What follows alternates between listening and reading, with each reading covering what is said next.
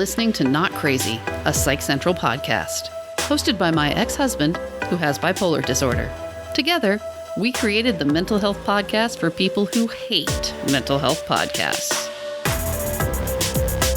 Hey everyone, and welcome to this week's episode of the Not Crazy podcast. I'm your host, Gabe Howard, and with me, as always, in a sparkling good mood, Lisa Kiner.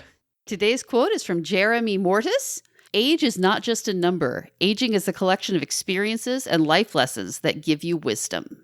I think this is really the erosion of facts because age is in fact a number. The age of something is how old something is. My car is 7 years old. No, your car has wisdom. Nope, just 7 years old. I think you're taking this a little bit too literally. It's supposed to be encouraging because people get depressed about aging. Right. It's another example of a convenient lie is better than an inconvenient truth. People get depressed about it. So rather than tell them that they're closer to death, we'll tell them that they're wise. Right, because old people are revered in our society. When was the last time some woman was at the grocery store and she was literally taking up the entire aisle and stopping for no reason, and people were like, that's some wisdom right there. Look at that. Well, but to be fair, if you're 20 and you do that, people act a lot differently towards you than if you're 80 and you do that. You have been doing this since you were 20. I remember when you said there was nothing worse than a middle-aged woman. And this gives me so much pride. What did I say? There is nothing worse than a middle-aged woman. They think they know everything. The cult of motherhood. That's a different concept. The point that I'm making, Lisa, is you have never once looked at somebody older than you and thought that they were wiser. Well, one, I don't think that's true because obviously if you've done something that I haven't done, you have more information on the subject. And right, but that's not based on their age. That's based on their experience. No, but you got to assume that people who are older than you have better odds. Really? That's what you're going with? Yeah. You might be smarter, so I'm going to respect you? That's abdication of fact entirely. Okay, you're getting way off topic, and I feel like you might be deflecting. And the reason why we're going here today is it is time for Gabe's annual birthday celebration. Happy birthday, Gabe. Okay, first off, it's not a celebration. What would you call it? I don't know. Tradition? Sure. Let's go with tradition. See, a little context before we get started. So all the way back in 2014, when I was a blogger, I wrote a blog called I'm Bipolar and It's My Birthday. He's so good at titles. Yeah, I'm great at titles, right? Yeah, just draws you right in. I want to read that right now. But people did, and it was popular. And a year later, I wrote another one. And then I don't know how these things work out. It sort of became a tradition. Now, so here we are, and I'm like, okay, well, I'm a podcaster now. I want to do something surrounding my birthday. Lisa said, you know, you have your own show and you can pick whatever topic you want. And boom, here we are. What will hopefully be the first annual I'm Bipolar and It's My Birthday podcast series, which started all the way back in 2014 as blogs. That is a change because in every other blog, and I reread all of them for preparation for today, you actually say things like, well, I'm never going to do this again. This isn't going to happen. Just doing this. Yeah. So, wow, you're actually committing to do another one of these next year? I don't know. I think it's one of these, you know. You're not what we call a planner for the future. I'm not. I have people for that. I understand. You're my people for that. Okay, so to sum up, the point is that your birthday tradition is to put something out into the world. Happy birthday. Yeah, by the way, happy birthday. Well, the reason why it's extra strange, right, is our birthdays are only a few days apart. Does anyone wish me happy birthday? Happy birthday to you. Happy birthday, unsung hero Lisa. Happy birthday to you. It's very meaningful because, you know, you made me do it. I feel like I'm going to have to edit that down, so you really should have just said it faster. Happy birthday to you. Happy birthday to you. Happy birthday, dear unsung hero Lisa. Happy birthday to you. Get to the meat of it. Your idea, Lisa, to get this whole thing accomplished was that you were going to interview me about the last year. So I'm glad that you picked 2020. I want to summarize. I feel that a summary is needed. I turned 43 back in 2019. Christmas was decent. You know, January was pretty good. I don't have any complaints about February. March on sucked. There we are. And that sums up the year. Yay. Thank you for tuning into this week's Not Crazy podcast. If you enjoyed it, I'm reading all your blogs, and when you read them back to back, it's a little bit creepy. it's depressing is what it is. Yes, it is. Yes, it is. But that's your fault. The first one is quite positive. Oh, looking forward to another year of stability with bipolar disorder. Downhill after that. What changed? Why is the first one positive, and then after that, you're just nothing but doom and gloom on every birthday? Obviously, I wrote these all a year apart. But when Mental Illness is an Asshole and Other Observations got published, the publisher decided to put each one of the articles next to each other. So rather than reading them a year apart, or if you're reading them online, reading one and then having 51 other blogs, they're literally back to back to back. It's interesting to read them back to back. It's a different experience. And when you read them back to back, you really do see the themes. The themes come out. I remember in one of them, I said, I hate my birthday. And then when I turned 40, I wrote, I've never hated my birthday until this year. That clearly contradicts. What the hell? Am I a flip-flopper? Am I a hypocrite? No, you're remembering the past through rose-colored glasses, strangely. Because every single one, you say things about, well, this year was worse than last year. Last year was so good. Everything before now was good. Things only turned to shit this year. But you say that every year. Yeah. You only apparently find joy after the fact, or you're looking back with a completely different perspective than you had at the time. It's a little bit weird and kind of disturbing and sad, mostly sad. If you haven't checked out Mental Illness is an Asshole and Other Observations, you can, of course, get it on Amazon. You can also go over to gabehoward.com and grab it. But it's very interesting. It was painful not to update this. It was painful to look at what is basically just blatant hypocrisy on the page come through.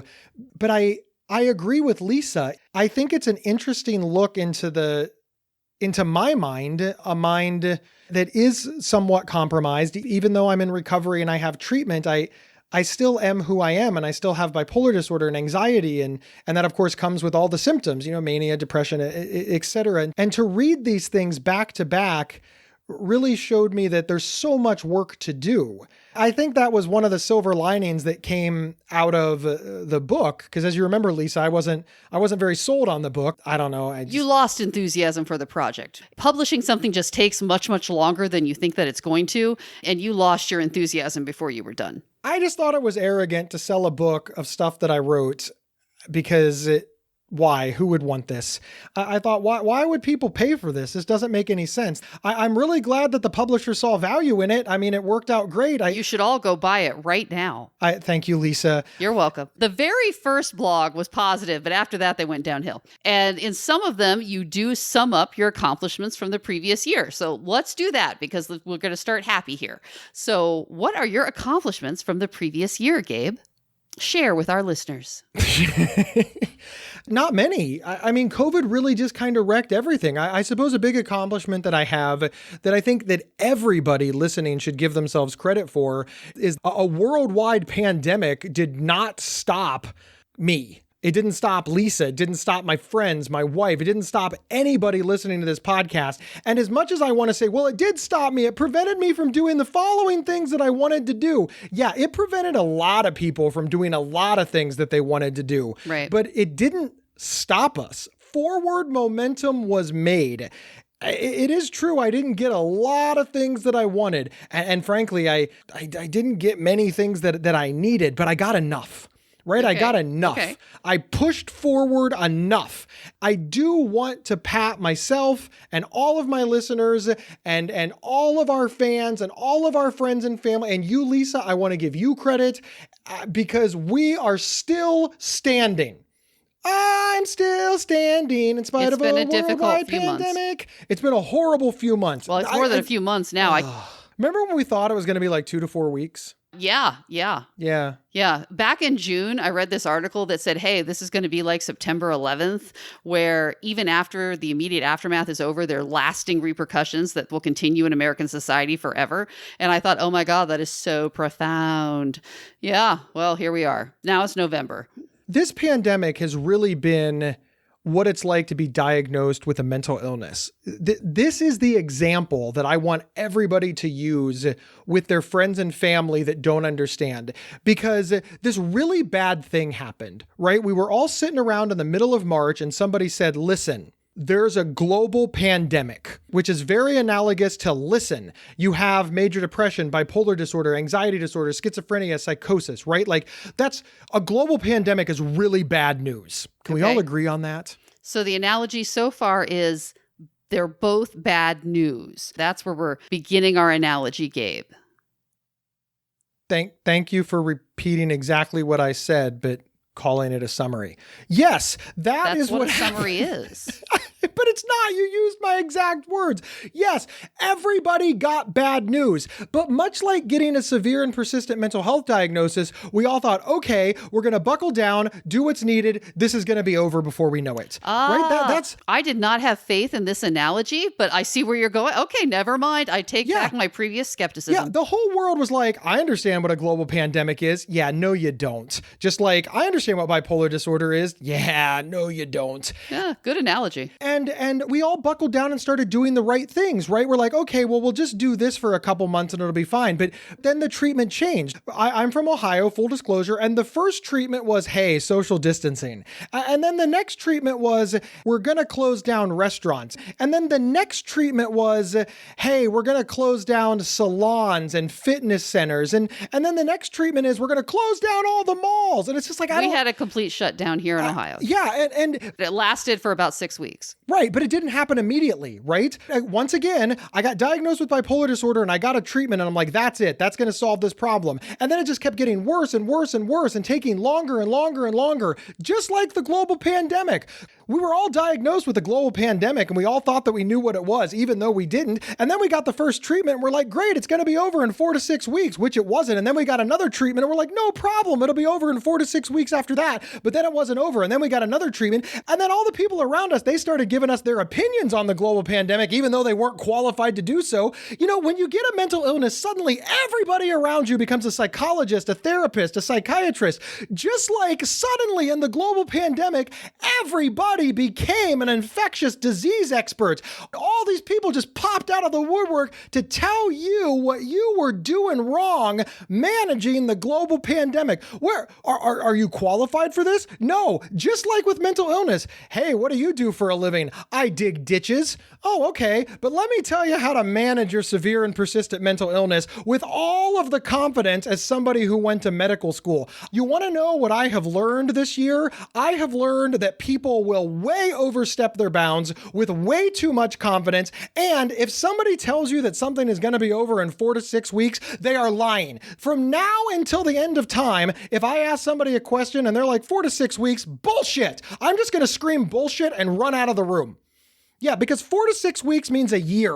And it's still not over. And we still can't agree. And stigma is everywhere. Stigma surrounding global pandemics is everywhere. If you wear the mask, you're a sucker. If you don't wear the mask, you're a sucker. If you do wear the mask, you support. I don't even know what's going on anymore. Okay. See the analogy, Lisa? See how the worldwide global pandemic and severe and persistent mental illness is exactly the same. So I'm so looking forward to turning 44 in this environment.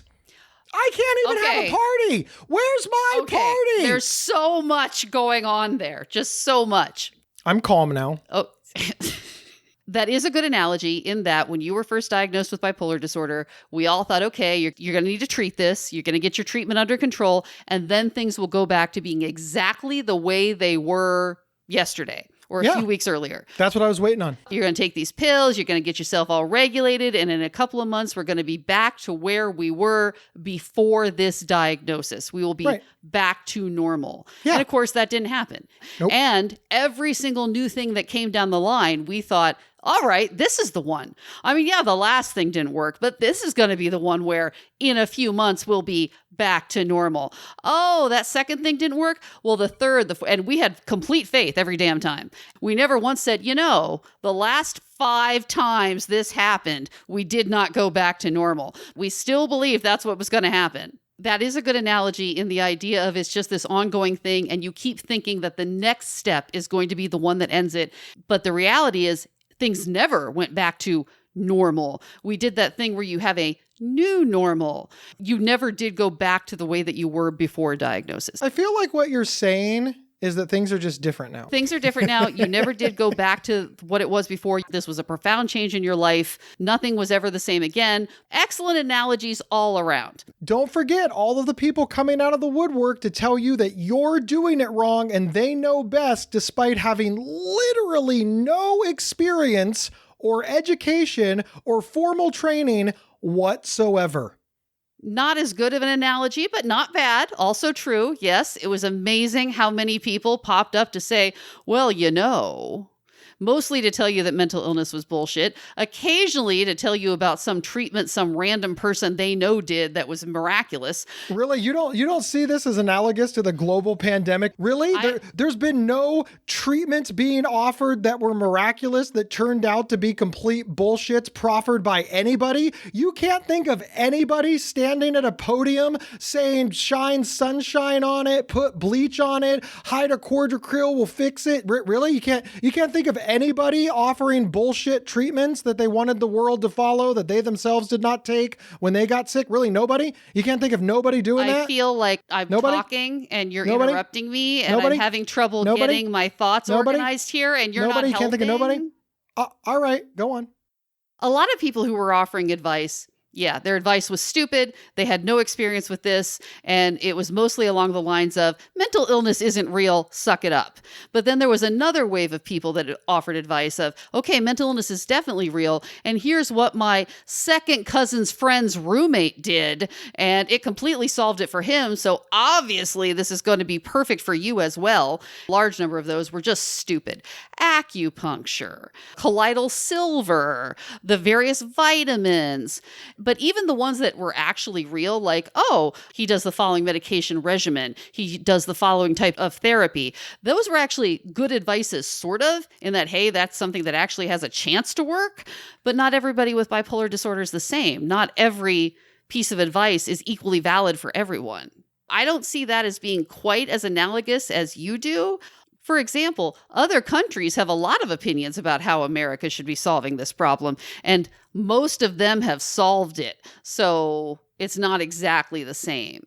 There are no perfect analogies. I'm not trying to say that the global pandemic and being diagnosed with mental illness is exactly the same. That would be ludicrous. But the commonalities are there. They are. It's serious. People die, but also some people get better. That's often been a criticism of mental health advocacy, right? Why are we so worried about it? Most people live well. Well, yeah. And then we ignore homeless people. Then we ignore really, really sick people that don't have insurance because everybody just keeps trotting out Gabe Howard. Look, Gabe is fine. I guess it's not that serious. I am well aware that some people use my success as a reason not to help extraordinarily vulnerable people. Yeah, okay. That's a good analogy. All the people who are like, I got COVID and I'm fine. I never had any symptoms. I'm fine. Yeah, okay. Good analogy. I don't know anybody with COVID. Do you know anybody with COVID? Geez, that sounds a lot like I don't know any mentally ill people. Do you know any mentally ill people? Or my personal favorite, the only people who need to worry about this are people who are already sick or who are old. Yeah, geez, that sounds a lot like, the only people that need to worry about mental illness are people who are in harm's way anyways, or come from broken homes or a lot of trauma. That's not true. It's not only old people or immunocompromised people that are dying of COVID. People have died from COVID that are perfectly fine, then got COVID, and it didn't go their way. Just like there are people who come from great homes. Remember, my mom and dad love me. They're not alcoholics who beat me every day. They're perfectly fine people who did the best that they could. Their son just happened to have bipolar disorder. Geez, what happened to that whole, the only people with mental illness are people whose parents beat them? Or we tell these things to comfort us. You are really good at analogies. You're really pulling in a lot here that I did not see coming. So yay on that. We could talk for days about COVID, and we have, as has everyone probably in the world. We need to bring this back to your birthday, okay? The blogs always had a thing of your accomplishments, and what you're telling me is that not a lot going on in your professional life this year because of COVID, but you did still have some banner events. Sure, what were they? You were invited. I launched Not Crazy twice. Exactly. And you got a new co-host. I got 2 new co-hosts. I launched Not Crazy with the great Jackie Zimmerman, and then COVID just trashed it. And then I got another co-host, the great Lisa Kiner, who didn't want to do it, but said, fine. You know, just that really describes this year for me. It's fine. This is what I have. It's fine. It's not that things aren't going well. Lisa, I love working with you, but let's be honest. The enthusiasm for the project was lacking. It was fine. At first or now? Because I'm very enthusiastic. Look, listen, I am radiating enthusiasm at this point, Gabe. I am so enthusiastic. But of course, nobody is asking me about my accomplishments, even though it's actually my birthday too. But that's okay. I'm not bitter. Lisa, what were your accomplishments this year? Go ahead and divulge things about your personal life that you can later cut out because you think your parents are going to hear it and not like it. It's not just my parents. I just don't feel like I should share so much on the internet. So it was clearly a genius idea to become a podcaster. I just want people to know that the reason that I don't ask Lisa questions is because I do ask Lisa questions and she cuts them out later because she's uncomfortable sharing. You knew this about me in advance. All those people, all those years who ask you your telephone number at the register, there's no reason for these people to have my telephone number. That is unnecessary. No, I think that this is just indicative of another way that I feel and have felt this year. I'm not trying to attack you. I love you. You're my bestie. I love you too. Pay attention. But you know damn well that you do this. You know damn well that you're feigning the, I can't get a word in edgewise. I want everybody to know Lisa Kiner has no problem sticking up for herself. Remember, this is the woman that tricked me into treatment and single-handedly beat up bipolar disorder for me. And now she's like, I can't beat Gabe. Really? You can take on the illness in my mind, but you can't beat its host. This is so sweet. These are like such nice things that you're saying. You're off topic, though. I'm not off topic. This has been my year. The annual birthday bipolar blog was always about the year. Well, everything that I've said has happened this year. I don't think you understand how my blogs go. So you don't have a lot of professional things to tell us about this year. Like many people, you've been slowed by COVID. Well, but there's plenty of things happening in your personal life that have been excellent this year. Why don't we focus on some of those? Okay, I almost murdered my wife. COVID has been difficult with the staying at home. And I want everybody to know, not literally. Does that really need to be said? Listen, I don't want somebody listening to this and be like, ooh, the man with bipolar disorder was almost violent. That tracks. Once again, it's sad that it needs to be said. But yeah, look, I love my wife very much, but I never intended to spend 24/7 with her. My wife has had to work from home. On one hand, I'm very lucky. I could be isolated and alone. I have many single friends that they would be so pleased to be annoyed by a roommate or parents or a spouse. I really do get it. The grass is greener on the other side. I think, man, I wish I lived alone right now. And my wife feels that way too. I'm not telling her anything that she doesn't know. We're not hurting each other's feelings here. We'd work all day. And then at the end of the day, we'd come together and we'd share our war stories. We'd vent to each other. The saga of our idiot coworkers those were our favorite reality shows. All those shows got canceled. I feel like most of your coworkers are geniuses. I don't know if you are aware of that. In the age of healthline.com, I've gotten some amazing coworkers that really help disguise the annoyance of the coworker that I had before Healthline. I'm not going to do names here, but my previous coworker, she was very difficult. She's still difficult, but now because of Psych Central selling to healthline.com, I now have more coworkers to sort of water the previous annoying coworker down. And we'll be right back after these messages. Interested in learning about psychology and mental health from experts in the field? Give a listen to the Psych Central Podcast, hosted by Gabe Howard. Visit psychcentral.com/show or subscribe to the Psych Central Podcast on your favorite podcast player. This episode is sponsored by BetterHelp.com. Secure, convenient, and affordable online counseling. All counselors are licensed, accredited professionals. Anything you share is confidential. Schedule secure video or phone sessions, plus chat and text with your therapist whenever you feel it's needed. A month of online therapy often costs less than a single traditional face-to-face session. Go to betterhelp.com/Psych Central and experience 7 days of free therapy to see if online counseling is right for you. betterhelp.com/Psych Central. Hey everyone, we're back discussing my birthday. You know, now that I think about it, when I said list your professional accomplishments, how come the first thing you said wasn't, oh, you and I got on a podcast? How come that wasn't the very first thing out of your mouth? And also, that's happened in March. Oh my God. Oh my God, we triggered COVID. Oh. Not really. Careful, you're going to get some sort of internet conspiracy theory going. Well, that's not hard these days. Well, the day that I was on a date and the man said to me, hey, did you know that Henry Kissinger created the AIDS virus in a lab? And I thought, wow, no need to date you anymore. But You know my favorite part of that story, though? It was another month before the two of you broke up. he was hot. I'm not He was faulting you. stupid hot. Okay, I mean, seriously, this guy was so hot. I don't know why he was so dumb. And it wasn't immediately evident how stupid he was. I mean, you had to kind of talk to him a little bit. But to be fair, you didn't have to talk to him that much to get to the Henry Kissinger AIDS thing. God, that guy was hot. Anyway, going back. I want to say just one quick thing about the bonding of Gabe and Lisa, because the number of stupid people that I dated because they were crazy hot is it's just a phenomenal number, because I really hate stupid people. And then I met Lisa and we bonded over this mutual hatred of willful ignorance and stupidity, and then both admitted to each other that, look, we've dated crazy hot people who we just did not like. And I think this was a big moment in my learning about feminism, because I thought that women were above that. And you were like, why on earth would you believe that? That women are above dating hot guys?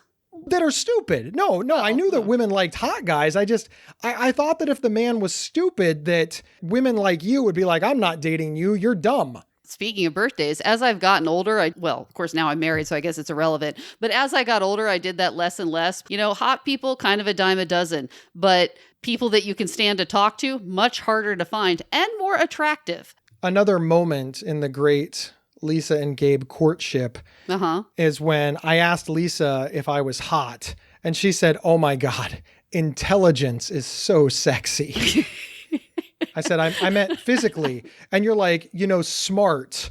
Just the way that you think is so amazing. I'm like, once again, my physical appearance. And she's like, your personality. So attractive. Oh, the charisma that you exude.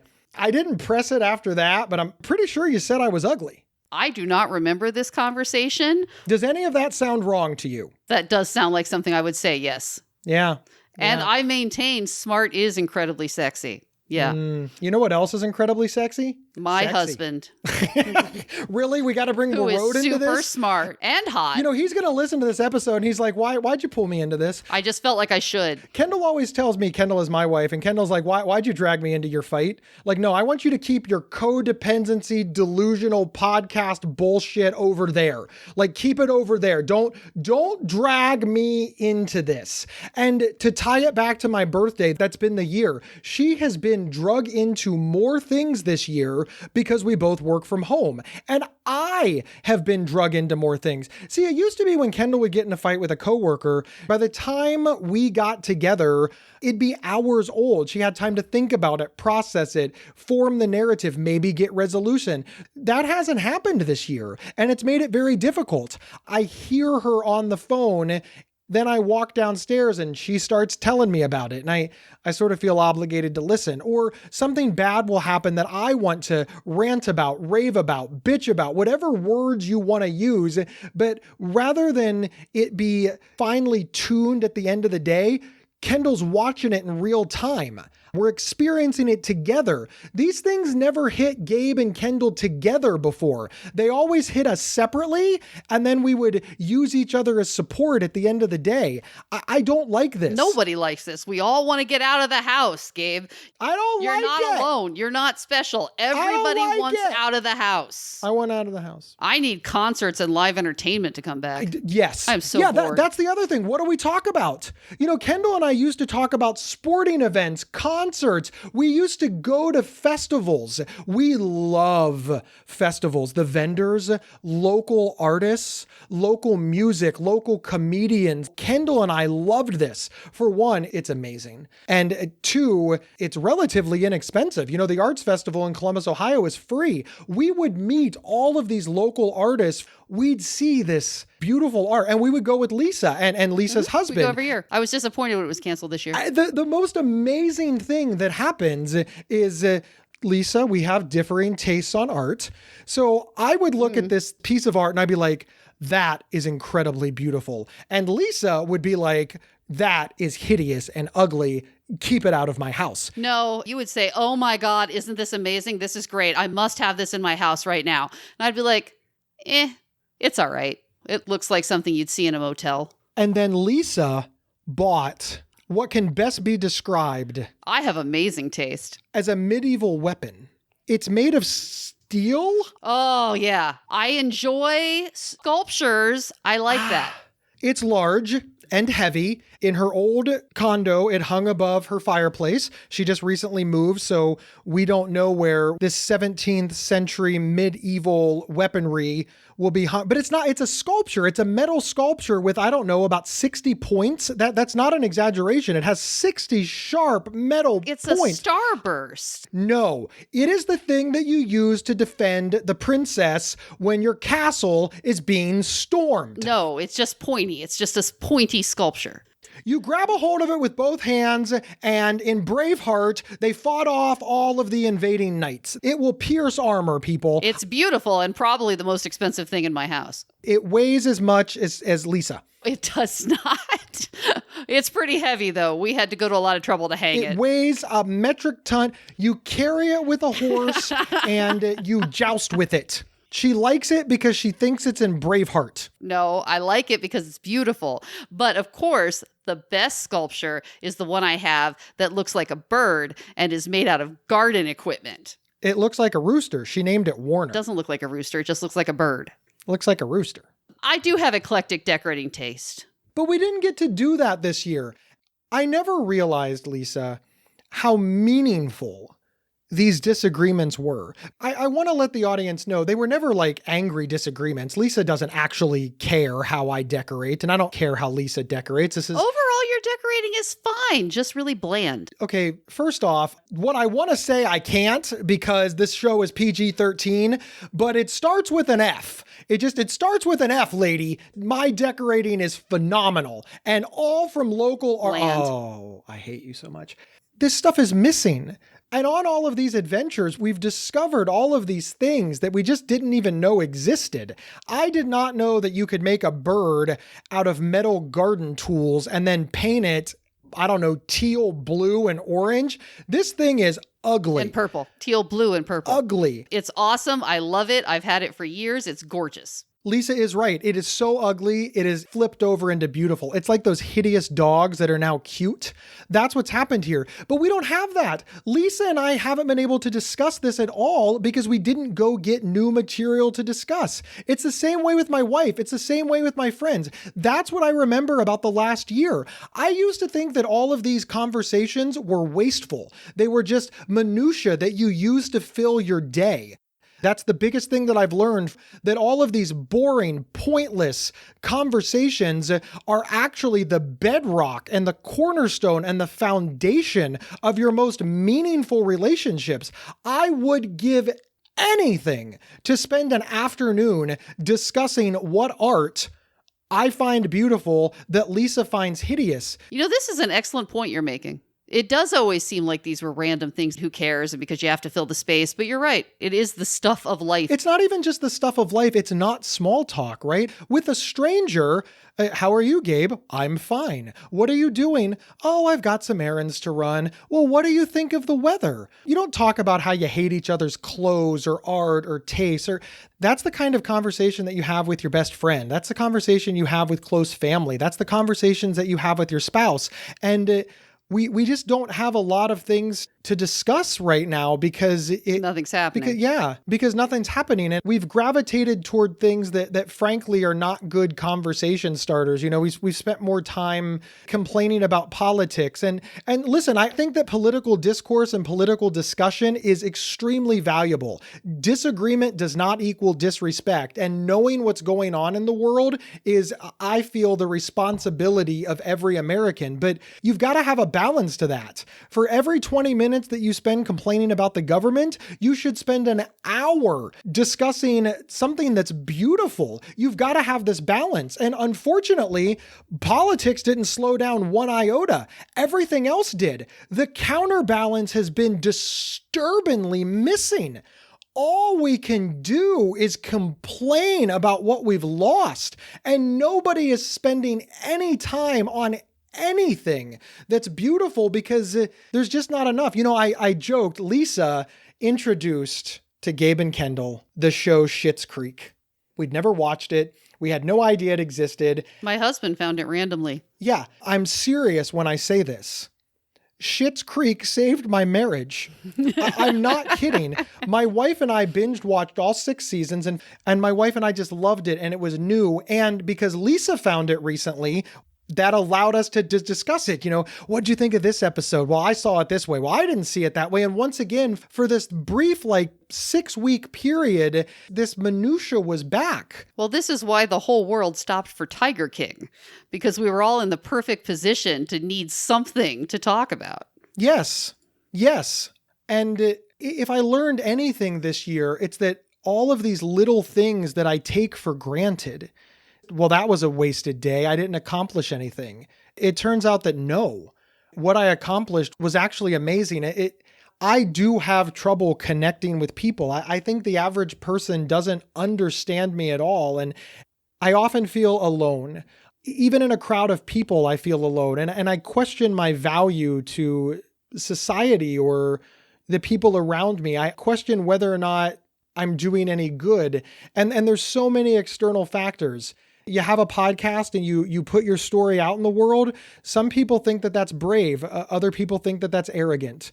Some people think that you're helping further a discussion about mental illness. Other people think that you're bragging and oh, you think you're so important that people want to hear your stupid life? What's wrong with you? I'm constantly bombarded with this and I gravitate toward the negative. You do. If 100 people tell me they love me and one person tells me they hate me, I will follow the guy who hates me around and try to figure out why. You will. It's really disturbing. It is. It's depressing. And the problem is this past year, the 100 people have been gone because they're taking care of themselves. They're taking care of their families. They're all trying to survive just like all of us. Now there's just this constant negativity and nobody's arguing about whose artwork is bland, whose artwork is medieval weaponry. It's beautiful, I'm telling you. And it may well be. Well, Rode likes it. Okay, well, that doesn't help. Rode is the most boring person we know. Your defense that it's not bland? Again, Gabe, boring men hold down jobs, and that's super sexy. You say boring, I say stability. To be fair, Warroad, you're right, does not in fact have good taste, but we both like it. That's the point. I love the felt tiger in your bedroom. Warroad found it. Yeah. The amusing part is we paid $3 for the picture and then spent substantially more to get it framed. You overpaid for the picture. You know, all of these articles, they all end with something that I've learned, some way that I feel that I have evolved in the last year, something to take away. And even sometimes that takeaway is not very flattering to me. Of the 7, 5 of them are negative. But they're constructive criticism for dear old Gabe, hard look at my life. what I wish that I could remember, lessons that I wished I'd learned. The lesson that I've learned is that no time spent with your friends is wasted. Okay. Ooh, that's a good one. No time spent with your loved ones is wasted. We're all sitting around trying to evaluate whether or not the time was efficient or good or well spent. It is. It just is. I can't even begin, Lisa, to tell you the number of times that I met you for lunch and we'd sit there and talk for 2 hours, usually over tortilla chips and salsa. And I think, oh, well, that was 2 hours I'll never get back. You know, what a waste, right? Like, Thanks a lot. I don't mean it mean. I would think of all of my honey-do list, all of the chores, all the stuff that I had to do for work. And it's just like, oh, I just wasted like 2-3 hours in the middle of the day. And then all the restaurants closed. Right. Remember, they were closed here for like 10 weeks. That was a real problem for Gabe. That was the thing he really missed the most. All of a sudden, I was like, though, that was not wasted time. You know, venting to my friend, listening to my friend, exchanging ideas with my friend, just sitting there drinking a Diet Coke and eating chips and salsa with my friend. It turns out that it had an extreme amount of value that was only recognizable once it was gone. Right. It kind of reminds me of that coworker that everybody thinks is lazy until the coworker goes on vacation. Yeah. Gee, has that ever happened to you, Gabe? No, I never once thought you were lazy. I thought you were irresponsible. Thank you. I think that's a little bit backhanded, but anyway. It should be a lot backhanded. I'm sad that you didn't pick up on that. The other theme that runs through all of your birthday blogs is this idea that your life did not turn out the way that you expected. One of them actually says, 20-year-old Gabe would look at me and be ashamed. I don't know what 20-year-old Gabe is going to think of 44-year-old Gabe. It is an interesting thing. 20-year-old Gabe had really high expectations. 20-year-old Gabe did not expect to be twice divorced. 20-year-old Gabe did not expect to have all of these mistakes and regrets. 20-year-old Gabe fully expected to have 6 children and stay in the same job and really just garner respect from people. I think that 20-year-old Gabe would be most disappointed in the fact that I'm so easily dismissed. 20-year-old Gabe put a lot of value on integrity and commanding respect. While I feel that I have integrity, I don't feel like I command respect. I'm so easily dismissed. I'm so easily ignored. I sit on so many panels where, well, we should probably get the patient's voice, I guess. It's a lot of tokenism. I don't think that 20-year-old Gabe ever thought that Gabe was going to be the token guy in the room. You know, I don't think I would have known what tokenism was. It's very probable that I would have sat on these boards and commanded a great deal of respect and talk about all the good that I was doing and have been completely unaware that I was marginalizing people because I would have seen things so much from my perspective. I'd like to think that I would have been opening to listening, but you know, 20-year-old Gabe had pretty high expectations and was awfully arrogant. I don't want to paint myself as a bad guy. I don't want to paint myself as somebody who was unkind or uncaring, but there was a lot that I didn't understand. And being in this position has really allowed me to see the plight of marginalized people because in some ways I'm a marginalized person. I do think that seeing the world for what it is has value, but, you know, ignorance is bliss. I don't know. Is the truth better or is respect better? The truth is always better. That's why you take the red pill. The truth is always better. Sometimes I wish I could take the blue pill, Lisa. The reality is better. Truth has its own intrinsic value. There's no need to debate this. The truth does have its own intrinsic value, but in the Matrix, where the blue pill, red pill comes from, there was the guy that sold out all of his friends to be put back in the Matrix and just live happily ever after because he just couldn't take it anymore. Now, that guy was evil and he was wrong and he was a murderer, but if we're arguing the philosophical basis of, look, I was going to live happily ever after, I don't know. It's one of the things that makes the movie interesting for me. And while I'm so glad that they never made any more. I mean, the single standalone movie was really enough. I loved The Matrix. It was so ruined by the following movies. So ruined. What following? There was no following. I took the blue pills. I understand that truth has its own intrinsic value, and I am inclined to agree with you, and I'd like to believe that I've done a lot of good. But you and I both know that in most of the circles I run in, people don't give people like me the credit for that good. You're talking about how 20-year-old Gabe would feel about this, et cetera, what 20-year-old Gabe expected. But everybody always acts like there's a time before diagnosis that you didn't have bipolar disorder. You had bipolar, you just weren't diagnosed. You were never mentally healthy. You always had bipolar disorder, you just were untreated. So 20-year-old Gabe didn't know he had bipolar, but he did, and he did not expect that to ever change. He did not expect those symptoms to ever go away. He expected to always have that same internal state of the fluctuating mania and depression, the suicidality, the racing thoughts. None of that could have been pleasant. And 20-year-old Gabe expected that to continue for the rest of his life because he thought that was normal and just the way humans are. So when you say that 20-year-old Gabe would be disappointed in the outcome now, or he expected the following things that he didn't get, well, yeah, but look at this amazing thing he got that he didn't even know was out there. I know, you're speechless, a profound point. I know. You got to admit that you are more comfortable now in your own brain, and you're certainly happier because you're no longer suicidal, so there you go. 20-year-old Gabe thought he would remain suicidal for the rest of his life. I don't see how that's not a major, major increase. He did not know that this level of wellness existed that you have achieved. You can't tell me this isn't better than when you were constantly thinking about suicide. And 20-year-old Gabe didn't even know that that was a possibility.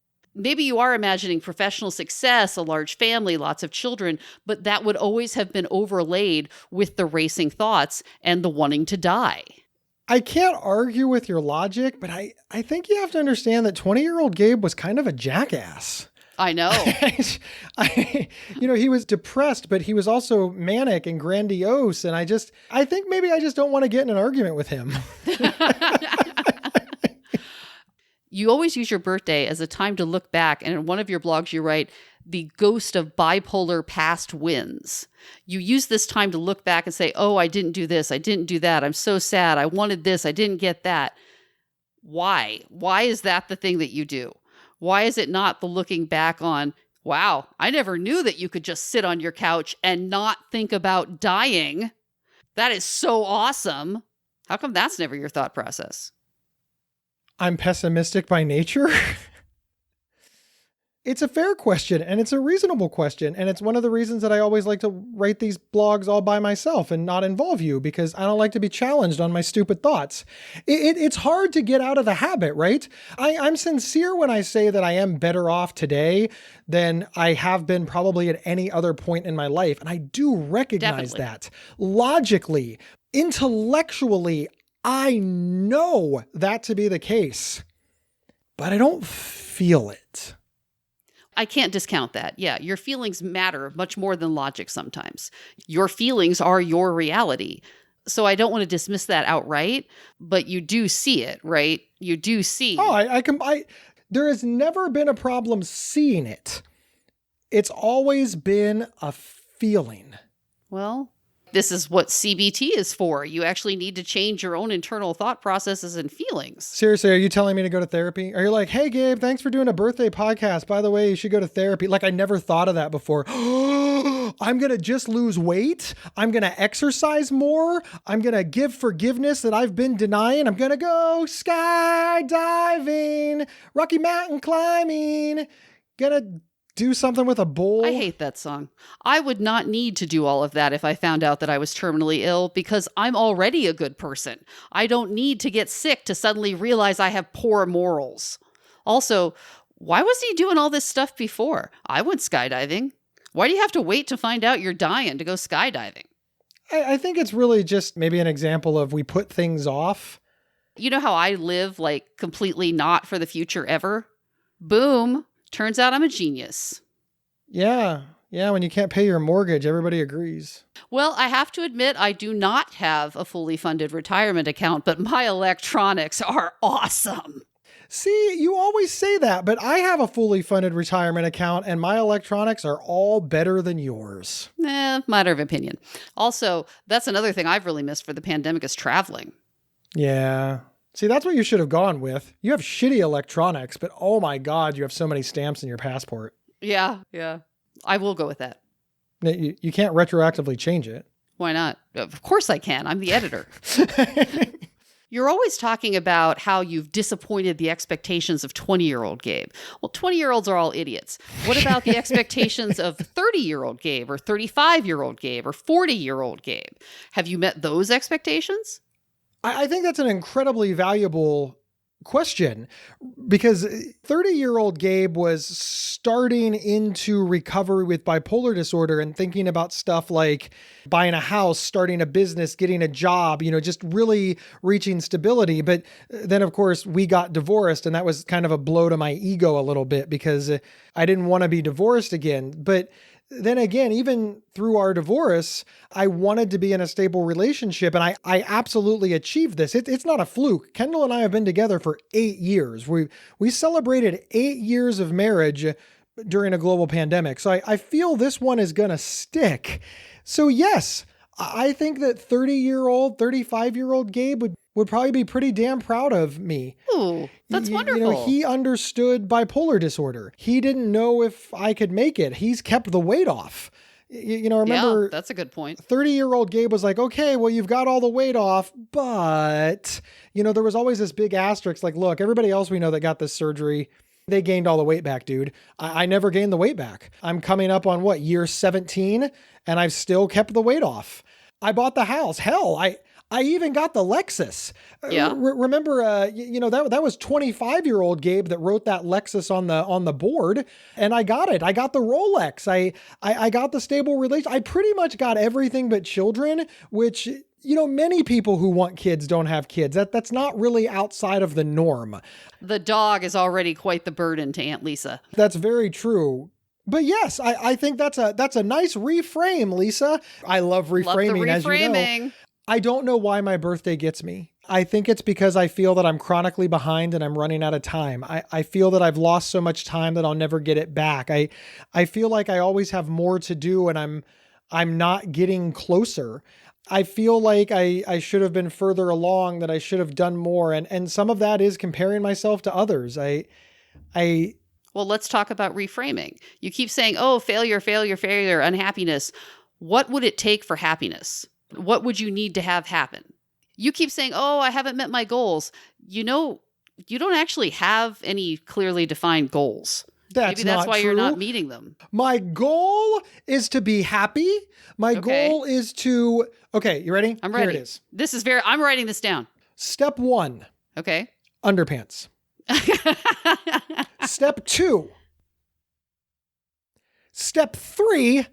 Profit. I have learned from the underpants gnomes. Lisa, thank you sincerely for hanging out with me on my birthday. It's a cool thing to do. It is very, very cool that we are only 5 days apart. So I want to extend a heartfelt and warm happy birthday to you. Thank you, Gabe. Happy birthday. Lisa, what you should have said is that 5 days is where all the wisdom is kept. You never remember your quote. You're better at that. Ladies and gentlemen, thank you so much for listening in. My name is Gabe Howard, and I am the host of the Not Crazy podcast, and I'm the author of Mental Illness is an Asshole, which you can get on Amazon.com, but if you head over to GabeHoward.com, I will sign it. It will be cheaper. And I'll include a bunch of show swag. You want Not Crazy Podcast stickers? Absolutely free. This is the way. Just head over to GabeHoward.com. If you loved the show, please subscribe. Also, use your words and tell other people why they should listen. Don't forget the outtake after the credits, and we'll see you next Tuesday. You've been listening to the Not Crazy Podcast from Psych Central. For free mental health resources and online support groups, visit psychcentral.com. Not Crazy's official website is psychcentral.com/notcrazy. To work with Gabe, go to GabeHoward.com. Want to see Gabe and me in person? Not crazy travels well. Have us record an episode live at your next event. Email show@psychcentral.com for details.